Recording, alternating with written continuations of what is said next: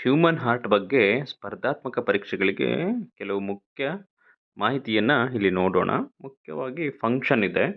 Pumping the blood, supply the blood to all parts of the body. ದೇಹದ ಎಲ್ಲ ಭಾಗಕ್ಕೂ ರಕ್ತವನ್ನು supply ಮಾಡುತ್ತೆ. ಅದಾದಮೇಲೆ ಸಪ್ಲೈ ಮಾಡೋರು ಯಾರು ಅಂತ ಹೇಳಿದ್ರೆ ರಕ್ತನಾಳಗಳಿದೆ.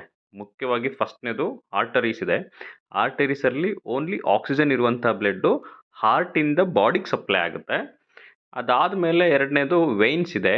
ವೇನ್ಸನ್ನ ಅಭಿಧಮನಿ ಅಂತ ಕರಿತೀವಿ.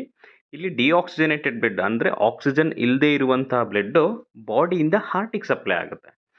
ಇದು ಗೊತ್ತಿರಬೇಕು. ಹಾರ್ಟಿಂದ ಬಾಡಿಗೆ ಆರ್ಟರೀಸು, ಬಾಡಿಯಿಂದ ಹಾರ್ಟ್ಗೆ ವೇನ್ಸು.